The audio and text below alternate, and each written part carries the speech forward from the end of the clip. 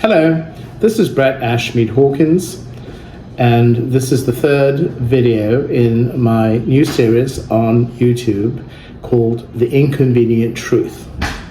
Tonight we're going to be discussing a topic that has been very much in the news recently, and that is China and the Chinese spy balloon. Well, it turns out there seems to have been more than one Chinese spy balloon. We're not sure how many yet, but since the President Biden of the United States ordered the shoot down of the Chinese spy balloon last week, there have now been 3 other unidentified flying objects over Alaska and Canada that have also been shot down. Well, the Pentagon is very tight-lipped about the details, so we don't know exactly what these unidentified flying objects were or if they actually belong to the Chinese government. Anyway, one thing I wanted to make a note of was there were actually 3 other instances in the past during the Trump administration that Chinese spy balloons drifted across America.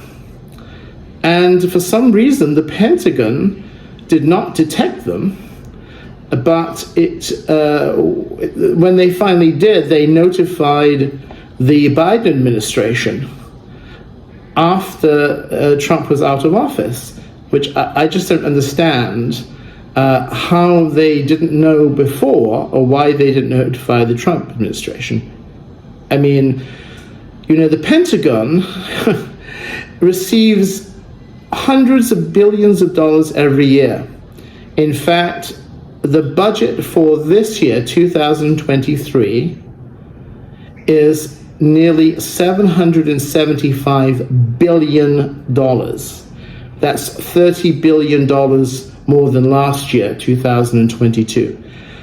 And they couldn't even detect 3 slow-moving spy balloons over the United States during the Trump administration? It boggles the mind.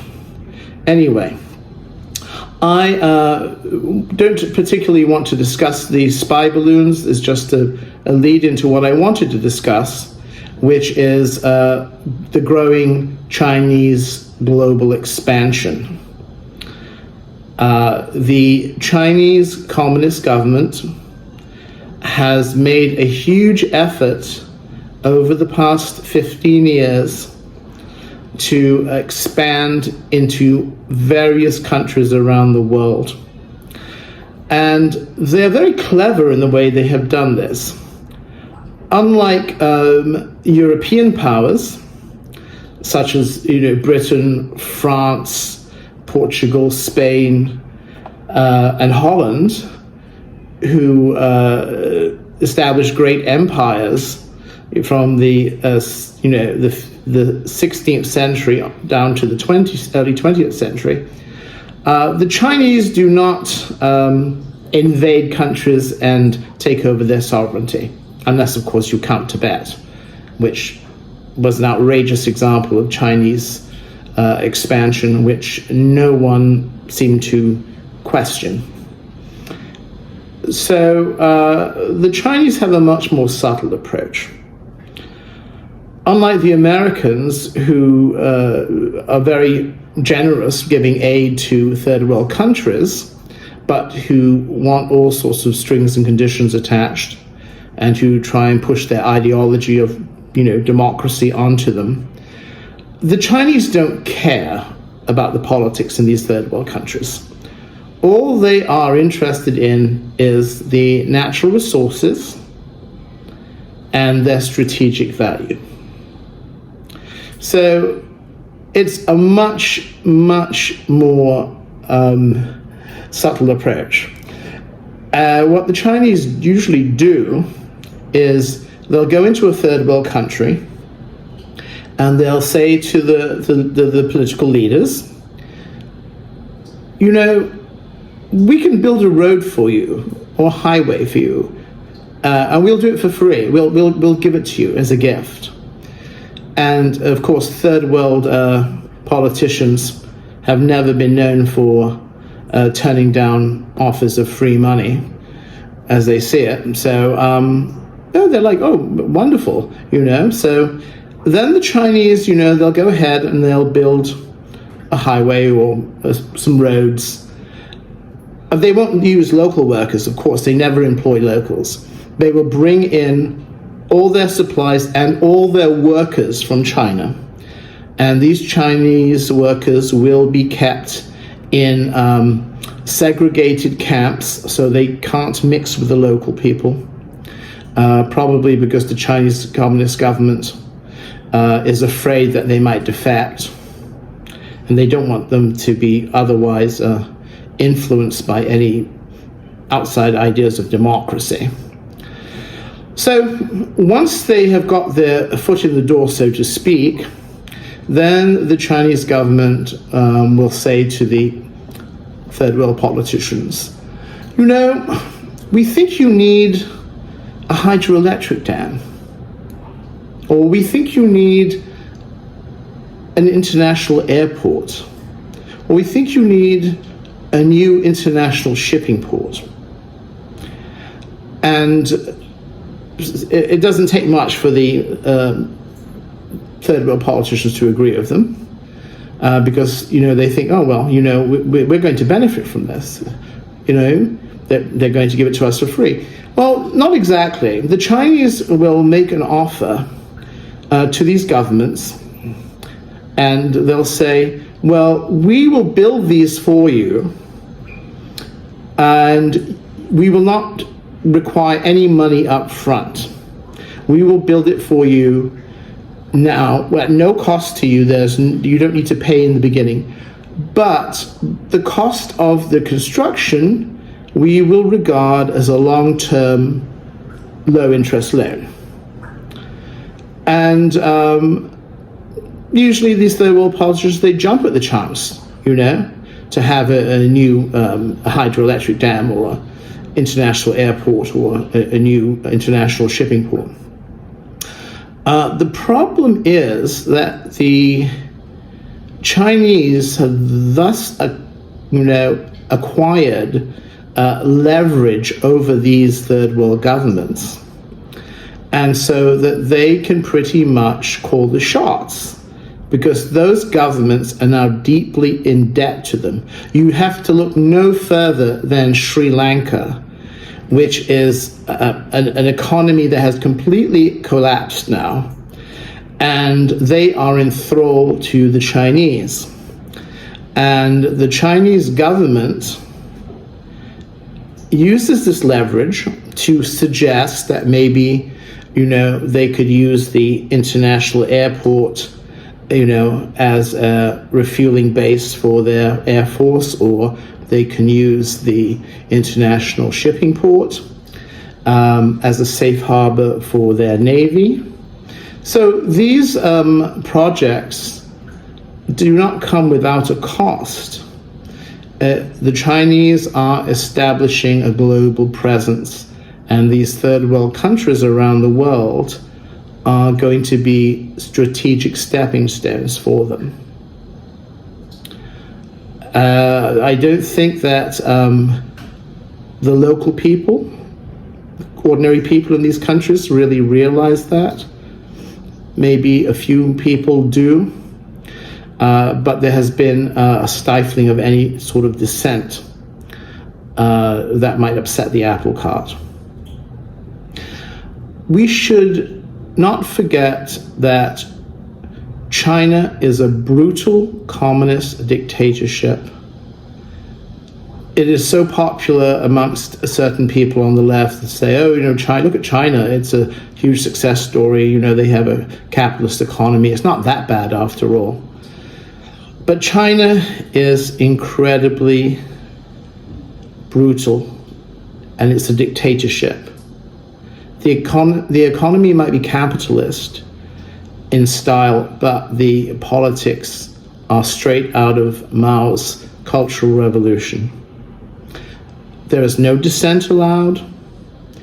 People that criticize the Chinese Communist Party and government either are arrested and sent to prison, or they're just made to disappear. The human rights are non-existent in China. The Chinese government controls every facet of life in China, including the media and all day-to-day life. So don't fool yourself into thinking that the Chinese state is somehow benevolent. It's not. And what is very worrying is that the Chinese are expanding their presence in Southeast Asia like at no time before. They are expanding their navy. They're building new naval bases in the South China Sea. They're expanding their Air Force capability. And they have their eyes on Taiwan. They are determined to take back Taiwan. They got back Hong Kong from the British, and they promised that they would respect its sovereignty. They have not. They have cracked down on any dissent there and really imposed very harsh anti-human rights measures, to the point that many, many people have fled Hong Kong. In fact, so many people have left Hong Kong, and so few tourists are going to Hong Kong anymore, that the Chinese government just announced that they are going to give out 500,000 free airline tickets this year, 2023, just to attract tourists to Hong Kong, because nobody's going there anymore. Anyway, back to Taiwan. As I said, they are gearing up to take Taiwan back. And they are testing United States capabilities and resolve.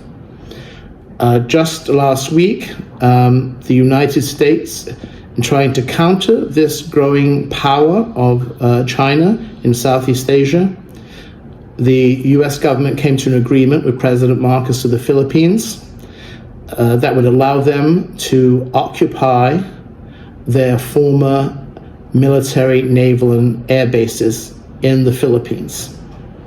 This is a preemptive move against the Chinese, who are, their navy is really incredibly strengthening itself in the Southeast Asia by building new naval bases, which will give them greater air power, because they're also they're going to be air bases too. People should not underestimate the Chinese. You know, there's a tendency in America to think that, oh, well, we are the greatest superpower in the world, nobody can compete with us. China has a larger army than the United States, and they are the second largest country with the second largest military budget after the United States. The United States has 1.4 million men in the armed forces. China has 2 million.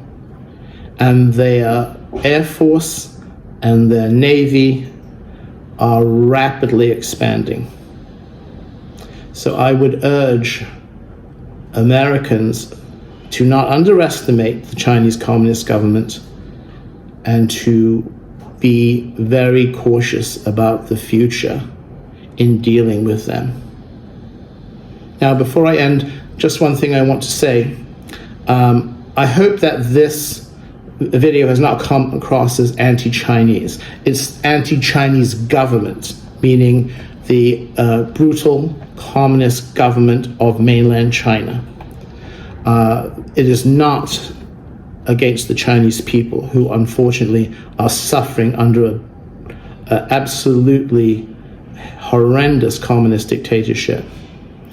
And I don't want it to inspire any anti-Chinese feeling in the United States. There has been a huge upsurge in Asian, anti-Asian violence in the United States. And this has been carried out by people on the extreme right, but also other people. They're basically racist thugs. And mostly white, but some black as well.